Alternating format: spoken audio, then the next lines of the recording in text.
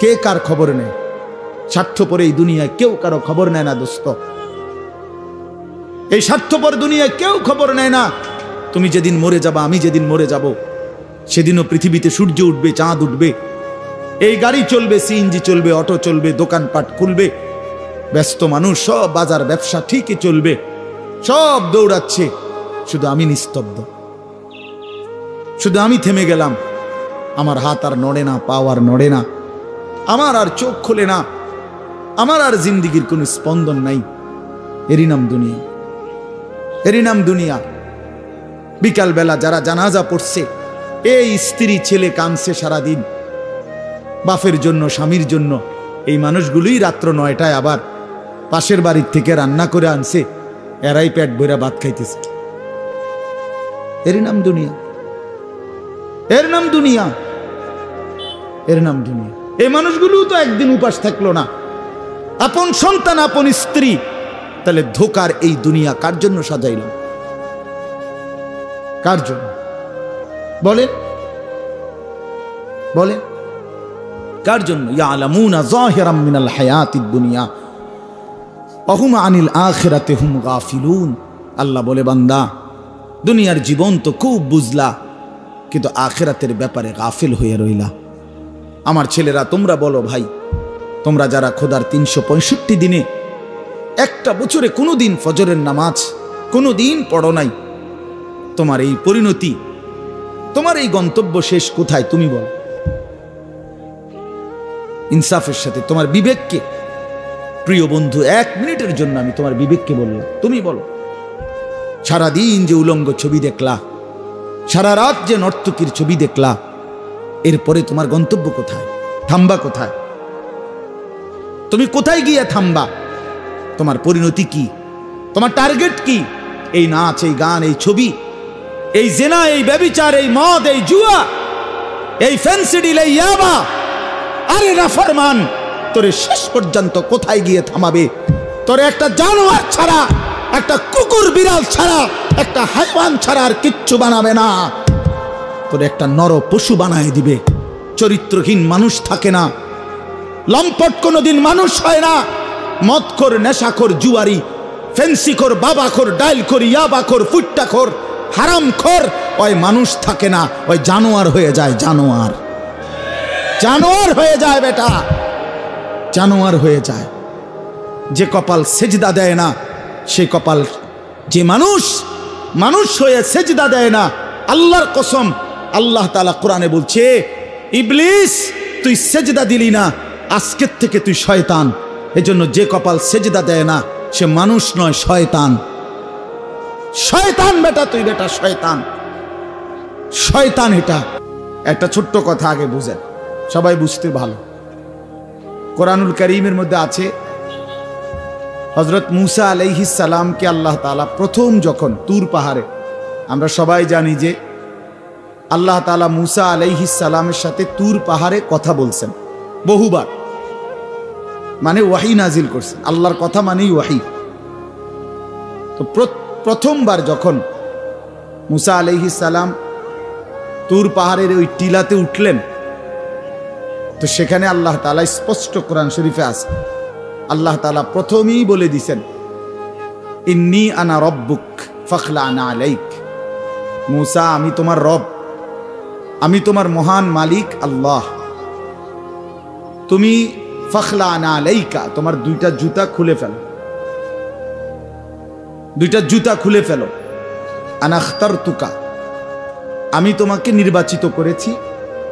ফাসতামি' lima ইউহা, অতএব আমি যা ওয়াহি নাজিল করতেছি, বলতেছি, তা মনোযোগ দিয়ে শোনো।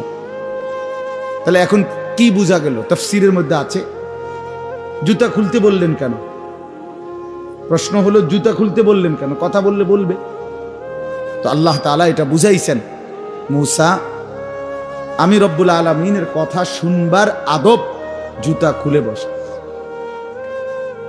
এই জন্য আদব শিখাইছেন, আদব শিখাইছেন। কোরআন সুন্নাহর ইলমের মধ্যে, কোরআন সুন্নাহর জ্ঞানের মধ্যে একটা জিনিস ভীষণ জরুরি, সেটা হলো আদব। 2টা জিনিস একসাথে গঠন করতে হয়। এজন্য আমাদের মাদ্রাসাগুলোতে দুই জিনিস একসাথে পড়ায়, একটা হলো ইলম আর একটা হলো আদব।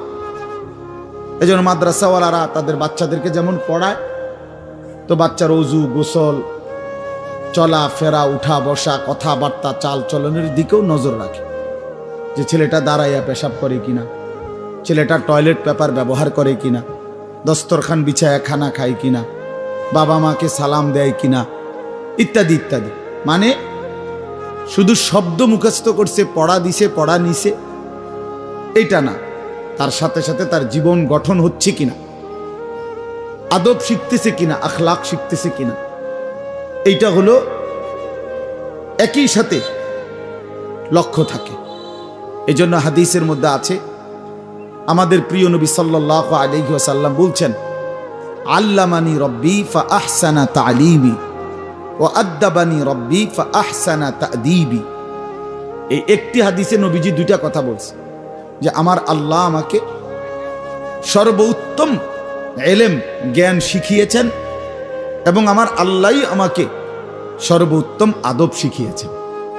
তাহলে একই সাথে বলছে নবীজি, আল্লামানি রব্বি আদ্দাবানি রব্বি, আল্লাহই আমাকে ইলম শিখিয়েছেন, আল্লাহই আমাকে আদব শিখিয়েছেন।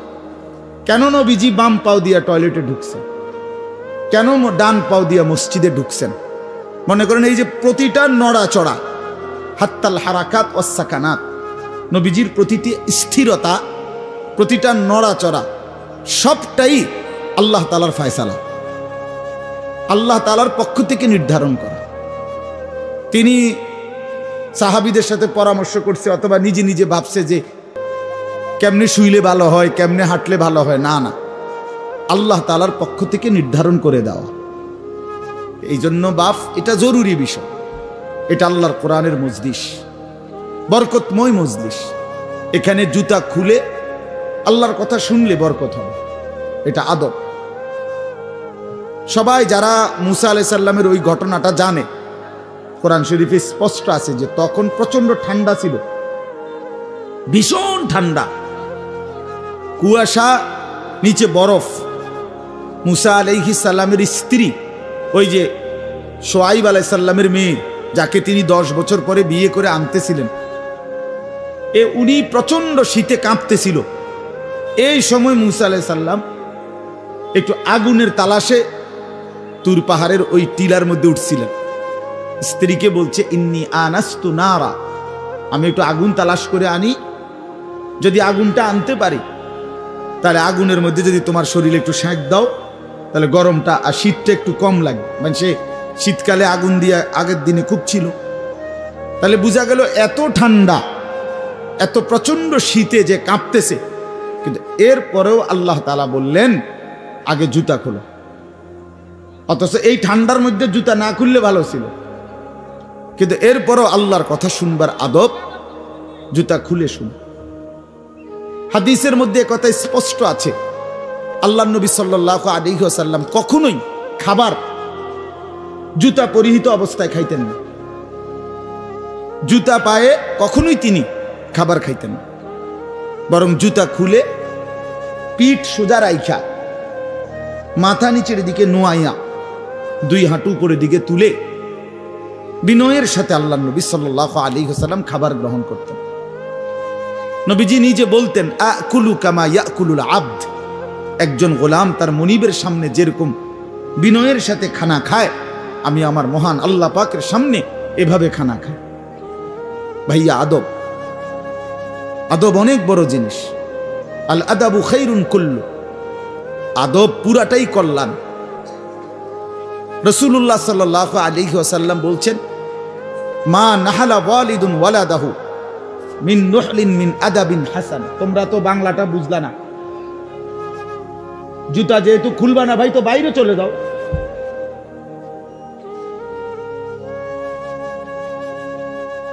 আশ্চর্য মানুষ। না না, অনেকের আছে গাদ্দারি স্বভাব, যে আমি যেমনি আছি এমনি শুনুন। এটা সিধা করতে হবে। জিন্দেগি যদি সোজাই না হয় তো বললাম কারে, বললাম কাকে? শুধুই কেবল ভাইয়া শুনলাম একজনের পরিচিতি আছে, একজনের জনপ্রিয়তা আছে, একজনের সুর আছে, একজনের টান আছে, একজনের জোরে গলার আওয়াজ আছে। তো এই কারণে জড়লাম। কি ফায়দা এতে ভাই? কথা বুঝেন নাই?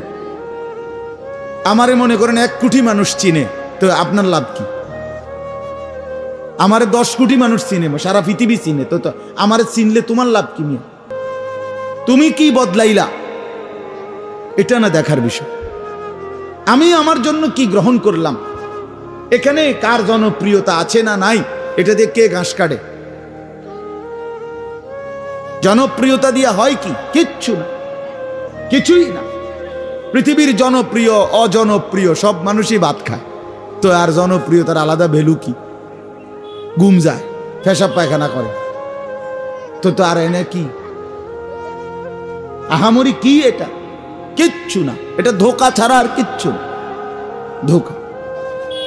এই জন্য ভাই আমি আবারও অনুরোধ করছি, তোমরা কষ্ট পাইও না, প্যান্ডেলের ভিতরে দাঁড়াইও না।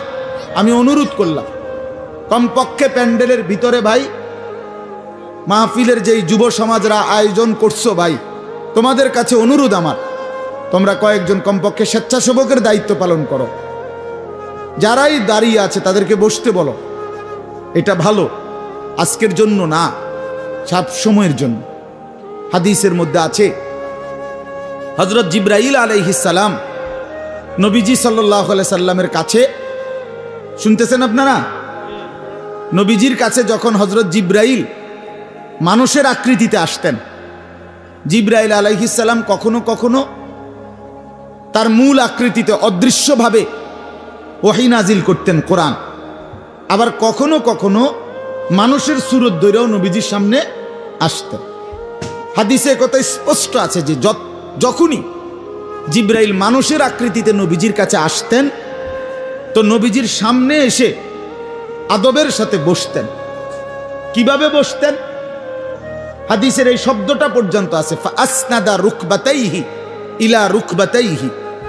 মানে করেন নবীজি এদিকে ফিরা, তো জিবরাইল ওইদিকে মুখোমুখি মুখোমুখি বসতেন, এভাবে যে উভয়ের হাঁটু বরাবর, বুক বরাবর, চোখ বরাবর, এইভাবে মনোযোগ দিয়ে জিবরাইল আলাইহিস সালাম নবী সাল্লাল্লাহু আলাইহি সাল্লামের সামনে বসতেন। এরপরে তিনি বিভিন্ন বিষয় বলতেন, শুনতেন, নবীজির সাথে কথা বলতেন। তাইলে আদব এটা। আল্লাহর কোরআনের সামনে, রাসূলুল্লাহ সাল্লাল্লাহু আলাইহি সাল্লামের হাদিসের সামনে সর্বোচ্চ আদবের সাথে বসতে হয়, সর্বোচ্চ। এটা বসা, এটাই নিয়ম। হাদিসের মধ্যে আছে, আরো শুনাই আমি, হাদিসের মধ্যে আছে, হাদিসে কুদসি, কোন নেককার বান্দারা যখন আল্লাহর জিকির, আল্লাহর তেলাওয়াত, আল্লাহর কথা শুনবার জন্য, বসবার জন্য, বলার জন্য বসে, তো এই পুরা মজমা যখন শেষ হয়, তো আল্লাহ ফেরেশতাদেরকে জিজ্ঞেস করে যে আমার এই বান্দাদেরকে কি পুরস্কার দেওয়া যায়? তো তারা বলে, মহান আল্লাহ, আপনার ইচ্ছা। তো আল্লাহ তাআলা বলেন, শুনো, আমার এই প্রিয় বান্দাদের মজলিস যারা বসলো, আমি তাদের সকলকে মাফ করে দিলাম। তো ফেরেশতারা বলে, আল্লাহ, এখানে এমন লোকও আছে যে এমনি আসছিল, দ্বীনি উদ্দেশ্যে আসে নাই, আপনার কথা শুনতে আসে নাই, এমনি বইছিল আর কি। ইন্নামা জা আলি হাজাতিন, ব্যক্তিগত কোনো উদ্দেশ্যে আসছে, তাকেও মাফ করে দিবেন। তখন আল্লাহ তাআলা বলেন হাদিসে কুদসি, হুমুল কওমু লা ইয়াশকা বিহিম জালিসুহুম, এই শব্দটা বুঝাইতে চাই। আল্লাহ তাআলা তখন বলেন আমার প্রিয় বান্দাদের মজলিস, তো এজন্য হুমুল কওমু লা ইয়াশকা বিহিম জালিসুহুম, এমন কওম, যে কওম, আল্লাহ বলে আমার নেক বান্দাদের মজলিস এমন মজলিস যেখানে যেই বসছে আমি আল্লাহ কাউকে বঞ্চিত করি না, কাউকেই বঞ্চিত করব না, বরং ফেরেশতারা শোনো, আমি সকলকেই মাফ করে দিলাম। তাহলে এইখানে কথাটা কি? যে জালিসুহুম, আমার নেক বান্দাদের সাথে যারা বসছে আমি সকলকে মাফ করে দিলাম। তাহলে বোঝা গেল বসার গুরুত্বটা আলাদা।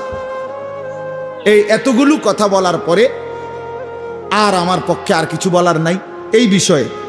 কোরআন সুন্নাহর আলোকে বললাম। এরপরে কোনো বদনসিব যদি নাই বসে, তার কি করার আছে? তার কি মাথাত বাড়ি দেওয়া যাবে? কথা বুঝছেন না? কাজেই এরপরে কোনো দুর্ভাগা না বসলে ঠিক আছে। ইসরাফিলের ফু যেদিন দিবে সেদিনও বহু মানুষ গাফেল থাকবে। হাদিসে আছে ইসরাফিলের ফু হবে, পৃথিবীতে ভূমিকম্প শুরু হবে, জমিন কাঁপতে শুরু করবে, আসমান ভাঙতে শুরু করবে, তখনও গাফলতের মধ্যে বহু মানুষ থাকবে। এই অবস্থাতেই মৃত্যু হবে, এই অবস্থাতেই হাসর হবে। কাজেই গাফেল থাকবেই, গাফেল থাকবেই। এই জন্য আল্লাহ তাআলা আমাদের প্রত্যেককে আল্লাহর কথা, কোরআন সুন্নাহর কথা মনোযোগ দিয়ে আন্তরিকতা নিয়ে শুনবার তৌফিক দান করেন। এবার আর একটা কথা, ছোট্ট কথা, সেটা হলো ভাই, মেহেরবানি করে প্রত্যেকে এই যাদের হাতে মোবাইল, এই হাতে ধরা এই মোবাইলগুলো নামায় ফেলো। আল্লাহর ওয়াস্তে আমার এই কথাটা রাখো, ভালো হবে। আমি তোমাদের কল্যাণের জন্য বললাম। আল্লাহর ওয়াস্তে এই হাতের মোবাইলটা অল্প একটু সময়ের জন্য আমি অনুরোধ করলাম, এটা নামাইয়া এটা বন্ধ করে দাও। এমনি শুনো, চেহারার দিকে তাকাইয়া শুনলে দোস্ত ভালো হবে, মনোযোগ বাড়বে, দিলে কথা জমে। শুধু মোবাইলটা ধরে রাখলে একটা বড় সমস্যা হলো নিজের অন্তরের মধ্যে জেহানে থাকে এটা যে আমার মোবাইলে উঠতেছে কিনা, সেজন্য সারাক্ষণ নজর এটার দিকে থাকে।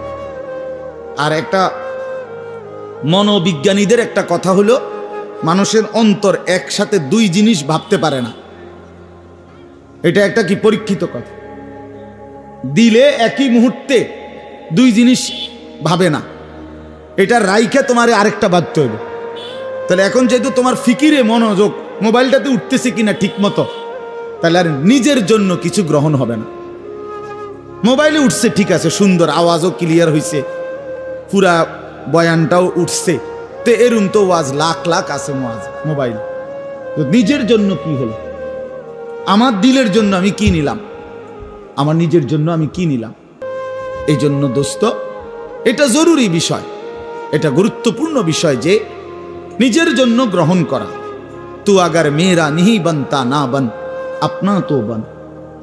ভারতীয় উপমহাদেশের একজন বিখ্যাত বুজুর্গ বলছেন, সৈয়দ আবুল হাসান আলী নদভী রহমতুল্লাহ আলাই, হে যুবক, যদি তুমি মানুষের কল্যাণ, সমাজের কল্যাণ, কারো কোনো উপকার যদি করতে নাও পারো, আপনা তো বন, নিজের ভালোটুকু তো করো, নিজের কল্যাণটা তো কমপক্ষে ভাবো, নিজেরে কমপক্ষে সুন্দর বানাও। আমি কে? আমি কোত্থেকে আসলাম? আমারে কে বানাইলো? আমি কোত্থেকে আসলাম? কেন বানাইলেন? আমি ফিরে যাব কোথায়? প্রতিনিয়ত দোস্ত, বন্ধু আমার, বাপ আমার, যে মানুষগুলো কবরে চলে যায়, তাদেরকে কে নিয়ে যাচ্ছে? কেউ তো নিজের থেকে মরতে চায় না, আত্মীয় স্বজনও তো কারো মৃত্যু চায় না, কিন্তু একজন অদৃশ্য মালিক নিয়ে যাচ্ছে। কেন নিয়ে যায়? কেন নিয়ে যাচ্ছেন? কোথায় নিয়ে যাচ্ছেন? এজন্য প্রিয় বন্ধু, বাপ, এটা আমাদের ভাবা উচিত। এতটুকু যে আমি নিজের কমপক্ষে ভাবি, আপনা তো বান। কোরআনুল কারীমে আল্লাহ বলছে, ইয়া আইয়ুহাল্লাযীনা আমানু আলাইকুম আনফুসাকুম, হে ঈমানদারগণ, মুমিনগণ, তোমরা নিজেকে নিয়ে নিজেকে সাজাও, গড়ো। আলাইকুম আনফুসাকুম, নিজেকে মজবুত করে ধরো, নিজের ভালোটুকু করো, নিজের সৌন্দর্যটুকু বুঝো। কোরআনুল কারীমে আল্লাহ বলছে, ভাইয়া, ওয়ালা তুলকু বিআইদিকুম ইলা তাহলুকা, হে আমার বান্দা, নিজেকে নিজে ধ্বংস করে দিও না, নিজেকে নিজে বরবাদ করে দিও না। একটা মোটর সাইকেল, অনেক ছেলে পেলে, আমি প্রায় সময় বলি, আমার এতটা মায়া লাগে যে হায়, নিজে একটা মোটর সাইকেল এইভাবে চালায়, মনে হয় একটা কুত্তাও এভাবে দৌড়ায় না, এত দ্রুত গতি। আহা সন্তান, অ্যাক্সিডেন্ট করলে তো তোমারই পাওটা ভাঙ্গা যাবে, অ্যাক্সিডেন্ট করলে তোমার মাথাটা ফাইটা যাবে, অ্যাক্সিডেন্ট করলে তুমি তো রক্তাক্ত হয়ে যাবে। এতটুকু ভালো যদি না বুঝে এই পাগল, এই মাতাল, কি পরিমাণ মাতাল, এ কি পরিমাণ মাতাল। খুব জোরে চালাইলে মানুষে দেখবো, মানুষে দেখতে দেখতে তো তুমি গেছো গা, তো কি দেখতো মানুষে? এটা দেখবো কি? তা তুমি দেখবার আগে তো তুমি তো দৌড় দিছো কুত্তার মতো, তো তোমার কি তা চাইতো মানুষ? কি দেখবো এটা? এটা দেখার কি আছে এটাতে? আস্তাগফিরুল্লাহ, আস্তাগফিরুল্লাহ। এরকম অসংখ্য বিষয় আছে যে তুমি যদি মনে করো দিবানিশি চরিত্রহীনতার মধ্যে ডুবে গেলা, উলঙ্গ ছবি, নর্তকীর নাচ, জেনা, ব্যভিচারের দৃশ্য দেখলা, সারা রাত সারা দিন মোবাইলে, প্রিয় বন্ধু আমার, ভাই আমার, তুমি একবার ইনসাফের সাথে ভাবো যে এর পরিণতিতে তোমার হালাত কি হবে। তোমার শরীর, তোমার যৌবন, তোমার যৌন শক্তি, তোমার যৌবনের সক্ষমতা, এটা যখন প্রয়োজনের মুহূর্তে হারায় যাবে, তুমি যখন ফকির হয়ে যাইবা, একদিন শরীরের সক্ষমতার অভাবে যখন ধুকে ধুকে কাঁদবা, দুনিয়া তো বেইজ্জতি, আখেরা তো বেইজ্জতি, তো কি হবে সেদিন? কে তোমার খবর নিবে? কে কার খবর নেয়? স্বার্থপর এই দুনিয়ায় কেউ কারো খবর নেয় না দোস্ত। এই স্বার্থপর দুনিয়ায় কেউ খবর নেয় না। তুমি যেদিন মরে যাবা, আমি যেদিন মরে যাব, সেদিনও পৃথিবীতে সূর্য উঠবে, চাঁদ উঠবে, এই গাড়ি চলবে, সিএনজি চলবে, অটো চলবে, দোকানপাট খুলবে, ব্যস্ত মানুষ, সব বাজার ব্যবসা ঠিকই চলবে, সব দৌড়াচ্ছে, শুধু আমি নিস্তব্ধ, শুধু আমি থেমে গেলাম। আমার হাত আর নড়ে না, পা আর নড়ে না, আমার আর চোখ খোলে না, আমার আর জিন্দিগির কোনো স্পন্দন নাই। এরই নাম দুনিয়া, এরই নাম দুনিয়া। বিকালবেলা যারা জানাজা পড়ছে, এই স্ত্রী ছেলে কাঁদছে সারাদিন বাপের জন্য, স্বামীর জন্য, এই মানুষগুলোই রাত্র 9টায় আবার পাশের বাড়ির থেকে রান্না করে আনছে, এরাই পেট ভরা ভাত খাইতেছে। এর নাম দুনিয়া, এর নাম দুনিয়া, এর নাম দুনিয়া। এই মানুষগুলো তো একদিন উপাস থাকলো না, আপন সন্তান, আপন স্ত্রী। তাহলে ধোকার এই দুনিয়া কার জন্য সাজাইলাম? কার জন্য বলেন, বলেন কার জন্য? ইয়ালামুনা যাহিরাম মিনাল হায়াতিদ দুনিয়া ওয়া হুম আনিল আখিরাতি হুম গাফিলুন। আল্লাহ বলে, বান্দা, দুনিয়ার জীবন তো খুব বুঝলা, কিন্তু আখিরাতের ব্যাপারে গাফিল হয়ে রইলা। আমার ছেলেরা, তোমরা বলো ভাই, তোমরা যারা খোদার 365 দিনে একটা বছরে কোনোদিন ফজরের নামাজ কোনোদিন পড়ো নাই,